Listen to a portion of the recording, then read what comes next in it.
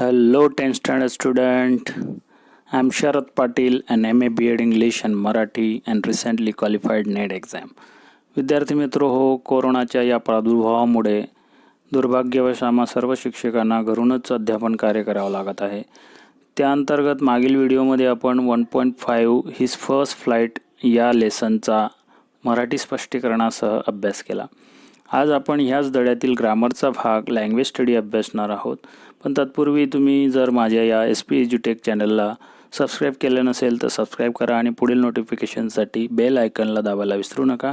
त्याचबरोबर लाईक करा आणि आपल्या मित्रमैत्रिणींना व नातेवाईकांना 10वीत असणाऱ्यांना हा व्हिडिओ शेअर करा. चला तर मग बघूया लँग्वेज स्टडी. याच्यात first question is given. There are words that have the same pronunciation but differ in spelling. They are called homophones. अशा शब्दांना होमोफोन्स म्हणतात. कशा तर इंग्रजीत काही असे शब्द असतात की ज्यांचे उच्चार प्रोनाउन्सिएशन हे सारखेच असतात, परंतु त्यांची स्पेलिंग, त्यांचा अर्थ मात्र बदल असतो. अशा शब्दांना इंग्रजीमध्ये होमोफोन्स असं म्हटलं जातं. उदाहरणार्थ फॉर एक्झाम्पल फेअर आणि फेअर, FAIR फेअर आणि FARE फेअर. स्पेलिंग फरक आहे, FAIR FARE, परंतु उच्चार मात्र सारखा आहे. अर्थ तर बदल असणारच. फेअर म्हणजे जत्रा किंवा एखाद्याचा रंग फेअर आहे असं आपण म्हणतो. FARE फेअर म्हणजे प्रवास भाडे. आणि दुसरं उदाहरण आहे KNOW नो आणि NO नो. स्पेलिंग फरक, अर्थ बदल, मात्र उच्चार सारखे. KNOW नो म्हणजे माहिती असणे, NO नो म्हणजे नाही.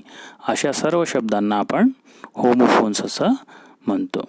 पुढे sometimes the words have the same spellings and pronunciation but can have different meanings in different situations.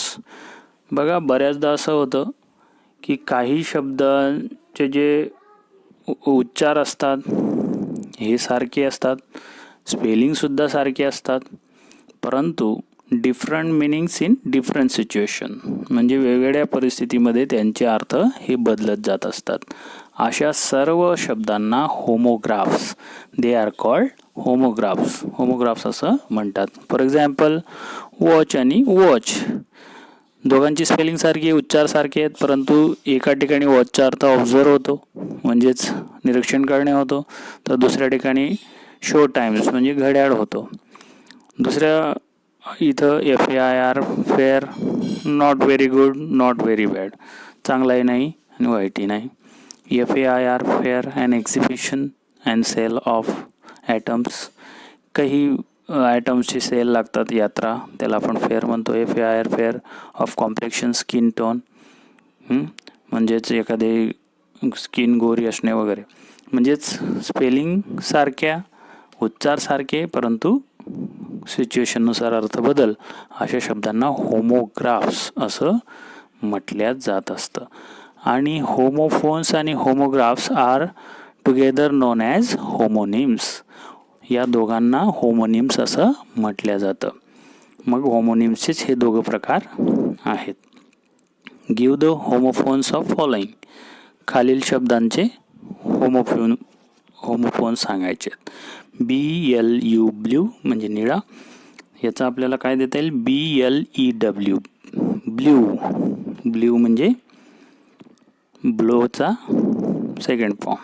BER bear, BARE bare, BEET beet, BEAT beat, TO2 TWO2, SON son, SUN सन.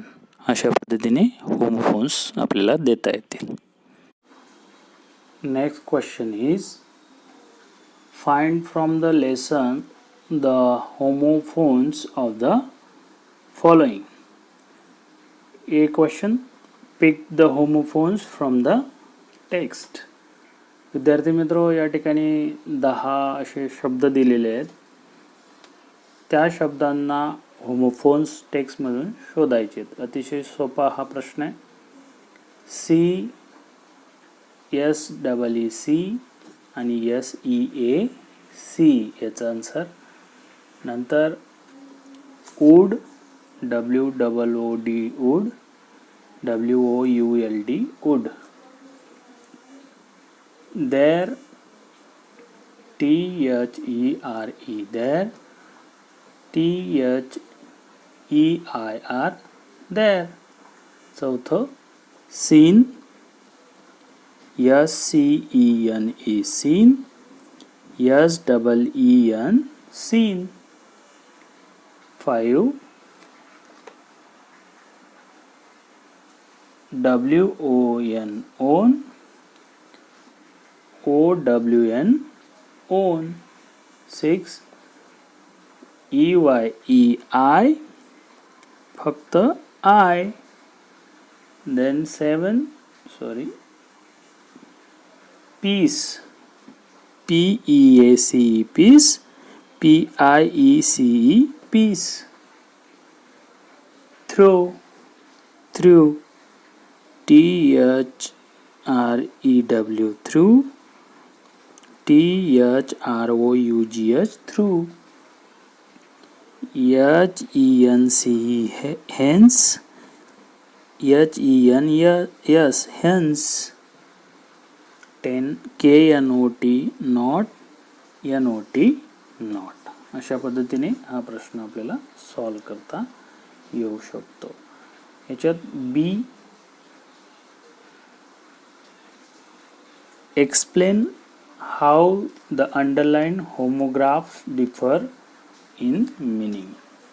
आता homographs ज्यांची spelling सारखी असते, उच्चार सारखा असतो, परंतु अर्थ मात्र वेगळा असतो. पहिला क्वेश्चन आहे, ही सॉ हिज 2 ब्रदर्स. या सेंटेन्समध्ये सॉ शब्दाला अंडरलाईन केली आहे. तर दुसरं वाक्य, the wood cutter cut the weakened branch with his sharp saw. बघा, दोघांची स्पेलिंग सारखी दिसते, उच्चार सारखा दिसतोय, सॉ आणि सॉ. परंतु पहिल्या वाक्यामधील जो in the sentence A, the homograph saw is the past tense of the word see. सीचा पास्ट टेन्स म्हणून हा सॉ पहिल्या वाक्यामध्ये वापरला गेला आहे. तर सेकंड सेंटेन्समध्ये S A W saw is used for, saw means a tool of a carpenter used for cutting woods. आपल्या भाषेत आपण सॉ म्हणजे करवत असं म्हणतो, जे लाकूड तोड्यांकडे असते ना त्याला करवत. तर अशा पद्धतीने homograph. Second sentence, the bird injured his wings and B, he lives in the C wings of building. दोघं अंडरलाईन शब्द जे आहेत विंग्स आणि विंग्स. पहिल्या वाक्यातील विंग्सचा अर्थ काय होतो, बर्डचे पंख. आणि in the second sentence, in the B sentence, wing is used for what, is one of the parts of large building. म्हणजे एखाद्या इमारतीचा भाग असतो ना त्याला A wing, B wing, C wing असं म्हणतो आपण, त्या पद्धतीने. Third sentence, the aeroplane will land at 9 PM sharp. And B, he owns 10 acre of land. आता दोघं लँड आणि लँड स्पेलिंग सारखी, उच्चार सुद्धा सारखाच. But in the sentence A, homograph land means to come down through the air on to the ground. म्हणजे एखादं विमान लँड होणे, हेलिकॉप्टर जमिनीवर उतरणे, त्याला आपण पहिला शब्द लँड वापरतो. And second, he owns 10 acre of land. In a sentence B, land means one of the piece of land, म्हणजेच एखाद्या जमिनीचा तुकडा, area of ground use for some purpose, जमीन म्हणतो आपण त्याला. नंबर 4 मधलं A, the head of the institution was on leave. And B, he bent his head down with चिन.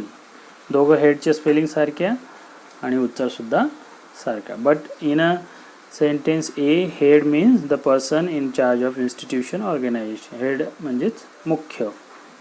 आणि बी मधला हेडचा अर्थ in a sentence B, head means the part of a body on top of the neck, म्हणजेच आपलं डोकं ज्याला आपण म्हणतो. अशा पद्धतीने हा बी पार्ट आपल्याला सॉल्व करता येऊ शकतो.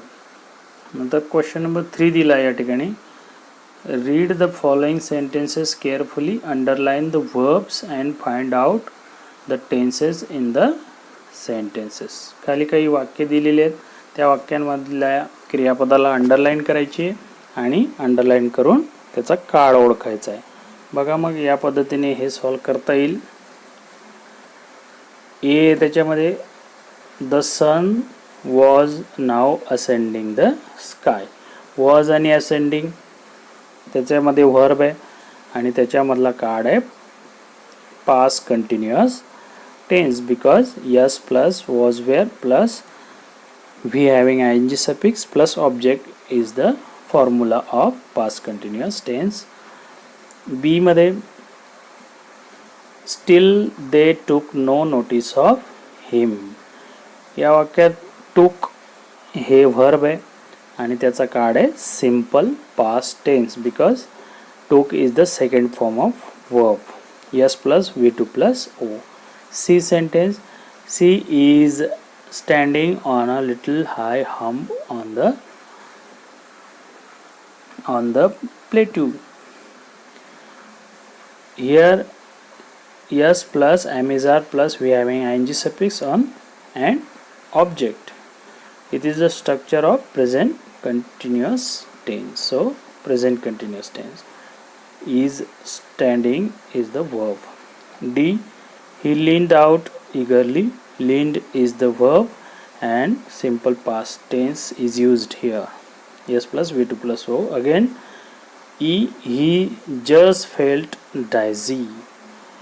या ठिकाणी सुद्धा felt हे सेकंड फॉर्म ऑफ वर्ब आहे. S प्लस V2 म्हणजेच क्रियापदाचं दुसरं रूप प्लस ऑब्जेक्ट हे सिम्पल पास्ट टेन्सची रचना आहे. अशा पद्धतीने आपला हा तिसरा प्रश्न आपल्याला सॉल्व करता येईल. नाव very important question of grammar, language study, adverb.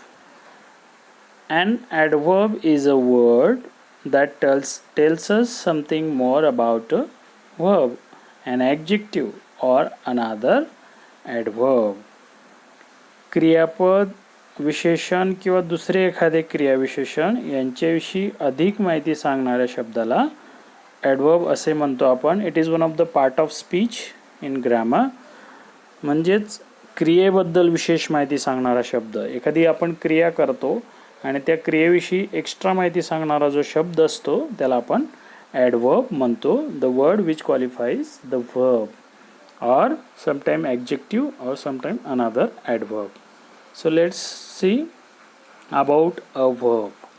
मग तो शब्द क्रियापदाची विशेष माहिती सांगतो, क्रियापदाविषयी अधिक माहिती सांगतो. For example, he runs fast. Fast is the adverb here and it qualifies the verb runs here. Runs बद्दल विशेष माहिती. How he runs? Fast. So fast is the adverb which qualify verb. म्हणजे क्रियापदाविषयी विशेष माहिती सांगतोय. The girls sang sweetly. How the girls sang sweetly. पुन्हा sang या क्रियापदाबद्दल विशेष माहिती सांगतोय about a verb. Suddenly the baby started crying. How the baby cry? Suddenly. क्रियापदाबद्दल विशेष माहिती. हे झालं क्रियापदाबद्दल विशेष माहिती सांगतो. त्यानंतर अबाउट अँड ॲडजेक्टिव्ह. आता विशेषणाविषयी माहिती सांगतो. अधिक माहिती सांगतो. For example, this chain is very sturdy. Very is the adverb here, and sturdy is adjective. स्टडीबद्दल विशेष माहिती सांगतोय. Next sentence, the tea is too hot. Too is the adverb and hot is adjective. ॲडजेक्टिव्हबद्दल विशेष माहिती too हा शब्द सांगतोय. Now about another adverb. दुसऱ्या क्रियाविशेषणाविषयी माहिती सांगतोय. For example, you should run very fast. Fast आपण सुरुवातीला पाहिलंच ॲडवर्ब आहे आणि व्हेरी पण ॲडवर्ब आहे, हे पण पाहिलं. म्हणजेच एखाद्या दुसऱ्या क्रियाविशेषणाविषयी विशेष माहिती सांगतो व्हेरी शब्द बऱ्याचदा.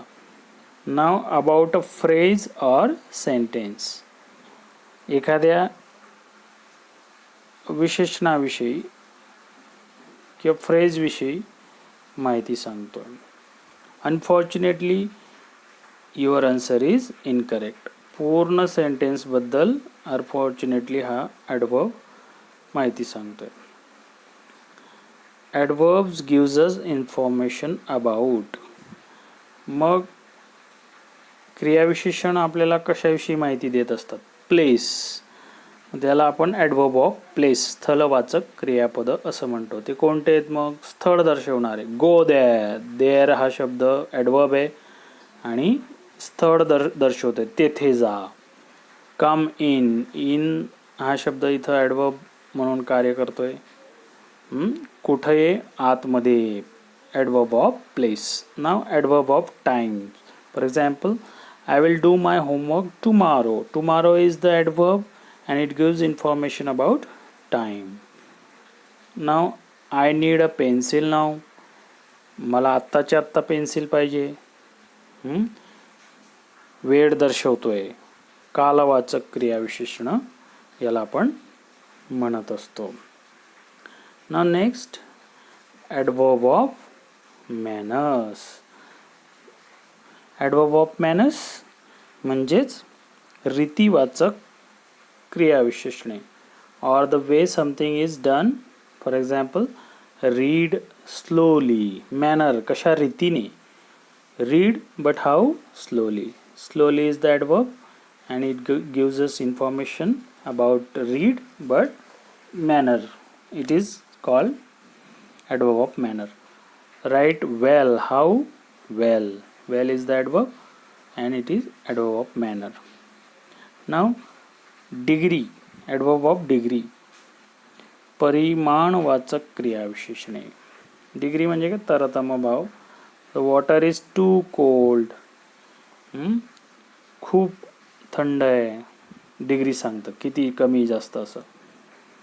मग many adverbs end with ly such as slowly, actually, surprisingly, etc. Like adjective, adverbs can also be used in comparative and superlative degree forms. मग बरेच असे ॲडवर्ब असतात ज्यांना ly हे सफिक्स लागलेलं असतं, जसं की स्लोली, ॲक्च्युली, सरप्रायझिंगली, भरपूर असे आहेत ly लागलेले. ॲडजेक्टिव्ह सारखं कंपॅरेटिव्ह आणि सुपरलेटिव्ह डिग्रीमध्ये त्यांचा वापर केला जातो. उदाहरणार्थ, he spoke most impressively. Most ly suffix लागलेला आहे आणि मोस्ट हे सुपरलेटिव्ह फॉर्म लागलेलं आहे डिग्रीचं. They dance more gradually. Gradually adverb आहे आणि मोर डिग्री फॉर्म लागलेला आहे. अशा पद्धतीने ॲडवर्ब्स आपल्याला बघता येतील. नाव नेक्स्ट, पॅसिव्ह. आता पॅसिव्ह म्हणजे पॅसिव्ह व्हॉइस अभिप्रेत आहे. Active voice, passive voice, change the voice म्हणतो ना आपण, त्या पद्धतीने इथं कर्मणी प्रयोग म्हणतो आपण. पॅसिव्ह व्हॉइस म्हणजे कर्मणी प्रयोग. Many actions involves two people, things. One that performs the action and one that is affected by the action. कोणत्याही कृतीत दोन व्यक्ती किंवा गोष्टींचा समावेश असतो. बहुसंख्य कृत्यांमध्ये एक जो कृती करतो तो आणि दुसरा ज्याच्यावर कृतीचा परिणाम होतो तो. हे तर आपण पाहिलंच, कर्म आणि कर्ता. आता उदाहरणार्थ Sonali at the mango. Here the action of eating involves Sonali who eats and the mango which gets eaten. वरील उदाहरणात काय झालंय, खाण्याची क्रिया सोनालीने केली आहे, तर क्रिया आंब्यावर झालेली आहे. Sonali is the subject and mango is object of the verb it. मग सोनाली कोणाचा करता आहे? सोनाली हा करता आहे, तर मँगो हे ऑब्जेक्ट आहे. ज्याने क्रिया केली आहे तो सब्जेक्ट असतो. जो क्रिया करणारा असतो, खाण्याची क्रिया सोनालीने केली आहे म्हणून तो सब्जेक्ट आहे, आणि कोणावर झाली आहे? आंब्यावर झाली आहे म्हणून तो ऑब्जेक्ट म्हणतो, आपण त्याला कर्म म्हणतो. ईट या क्रियापदाचा तो ऑब्जेक्ट आहे आणि सब्जेक्टसुद्धा सोनाली आहे. When you want to talk about who perform the action, the doer of action is the subject. मग अशी सांगितलं, ज्याप्रमाणे क्रिया जो करतो त्याला आपण सब्जेक्ट म्हणतो. Sometimes you want focus on the object, the things affected by the action, then you make it the subject of that sentence. बऱ्याचदा काय होतं, काही वेळा आपल्याला कर्मावर लक्ष केंद्रित करावं लागतं. अशा वेळी त्याला आपण वाक्यातील कर्ता बनवत असतो. बऱ्याचदा वाक्यामध्ये कर्म महत्त्वाचं वाटतं, कर्त्याला फार महत्त्व नसतं, म्हणून आपण त्या कर्माला कर्त्याच्या स्थानी आणतो. म्हणजेच कर्त्याला आपण, मेन कर्त्याला आपण पॅसिव्ह करत असतो आणि कर्माला कर्त्याच्या जागी आणत असतो. मग तेच वाक्य बघा आपण, द मँगो वॉज इटन. सोनालीचं आपण नाव पण घेतलेलं नाही आहे. यू मे और may not mention the doer. तुम्ही करणाऱ्याला, कर्त्याला तिथं उल्लेख करू शकतात किंवा करूही नाही शकत. हिअर सोनाली और the person who at it, this is passive construction of passive voice. आता सोनाली नाही आहे म्हणजे काय आहे, आपण कर्मणी प्रयोगमध्ये, मग कर्मणी प्रयोगात कर्माला महत्त्वाचे स्थान दिले जात असते आणि कर्त्याला मात्र म्हणजे दुय्यम स्थान असतं. हे पॅसिव्ह वॉइसचं लक्षण आहे की नाही. In this type of construction the things affected by the verb is subject of sentence. The verb is in the passive form, be plus past participle, and the doer of action may or may not be mention. बघा काय असतं, कर्मणी प्रयोगामध्ये कर्माला महत्त्व असतं. म्हणजे construction काय येते, बी plus past participle.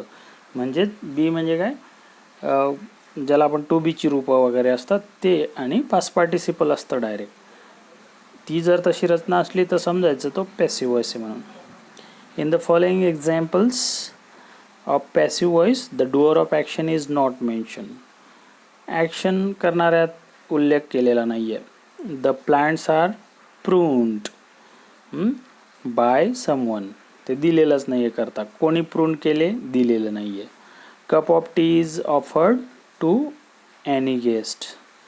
Is offered म्हणजे be plus past participle आलेलं आहे. करता दिलेला आहे का, नाही. कप ऑफ टीला महत्त्व आलं आहे. Many anecdotes related to Mark Twain are told. बरेच दाखले मार्क ट्वेनचे दिले जातात. कोणाकडून दिले जातात ते महत्त्वाचं नाही आहे, कोणाचे दिले जातात ते महत्त्वाचं आहे. आर टोल्ड, ते डुअर दिलेला नाही आहे. If we wish to mention the doer in passive sentence we mention it by adding by before it. जर आपल्याला डुअरसुद्धा मेन्शन करायचं असेल तर बाय जोडून आपण तो डुअरसुद्धा मेन्शन करू शकतो, उल्लेख करू शकतो.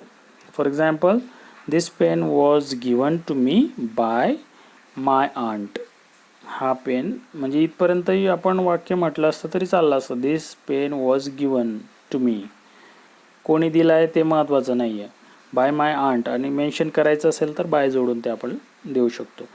Note that only transitive verbs can be used in passive voice. हे फार महत्त्वाची शेवटची जी नोट दिलेली आहे ती फार महत्त्वाची आहे. कर्मणी प्रयोगात फक्त सकर्मक क्रियापदाचाच म्हणजेच ट्रान्झिटिव्ह वर्बचाच वापर केला जात असतो. ट्रान्झिटिव्ह वर्ब म्हणजे काय? जे म्हणजे कर्माची गरज असते ज्यांना अर्थ पूर्ण होण्यासाठी त्यांना आपण ट्रान्झिटिव्ह वर्ब म्हणतो. अशा पद्धतीने आपण ॲडव्हर्ब आणि पॅसिव्ह व्हॉइसचा या ठिकाणी अभ्यास केलेला आहे. विद्यार्थी मित्र हो, जर हा व्हिडिओ तुम्हाला आवडला तर ह्या चॅनलला सबस्क्राईब करा, लाईक करा, जास्तीत जास्त शेअर करा आणि शेवटी बेल आयकन प्रेस करायला विसरू नका, जेणेकरून पुढच्या पाठाची किंवा कवितेची नोटिफिकेशन तुम्हाला प्रॉपर मिळतील. थँक्यू.